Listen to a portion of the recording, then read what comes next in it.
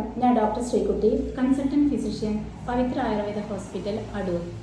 PCOD, PCOS കാരണവും അനുബന്ധ ലക്ഷണങ്ങളും പരിഹാര മാർഗങ്ങളും ഏതെല്ലാമാണെന്ന് നോക്കാം.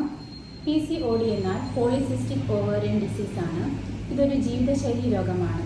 ക്രമരഹിതമായ ഭക്ഷണരീതി, അതോടൊപ്പം വ്യായാമക്കുറവ്, ഉറക്കക്കുറവ് ഇതെല്ലാം ഇതിൻ്റെ കാരണങ്ങളായി വരുന്നു.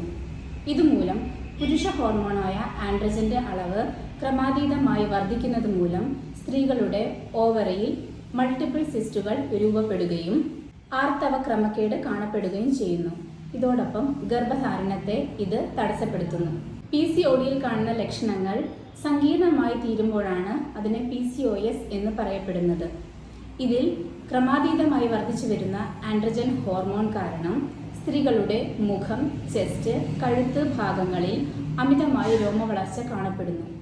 അതോടൊപ്പം തന്നെ സ്ത്രീകളുടെ ആക്സിലറി റീജിയൻസ്, കഴുത്തിൻ്റെ പിൻഭാഗം ഇവിടങ്ങളിൽ അമിതമായി ഡാർക്ക് ഡിസ്കളറേഷൻ രൂപപ്പെടുകയും ചെയ്യുന്നു. ആൻസൈറ്റി, ഡിപ്രഷൻ, മൂഡ് സ്വിങ്സ് ഇതെല്ലാം ഇവയിൽ പ്രകടമാകുന്ന ലക്ഷണങ്ങളാണ്. പ്രധാനപ്പെട്ട ടെസ്റ്റുകൾ ഹോർമോൺ ടെസ്റ്റുകളാണ് ഇതിനു വേണ്ടി നടത്തപ്പെടുന്നത്.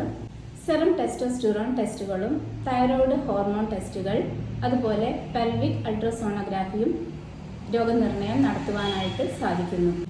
ഇതൊരു ജീവിതശൈലി രോഗമായതുകൊണ്ട് തന്നെ കൂടുതലായി പഴവർഗ്ഗങ്ങളും പച്ചക്കറികളും ആഹാരത്തിൽ ഉൾപ്പെടുത്തുകയും ജങ്ക് ഫുഡ്സ് അവോയ്ഡ് ചെയ്യുകയും ചെയ്യേണ്ടത് അത്യന്താപേക്ഷിതമാണ്.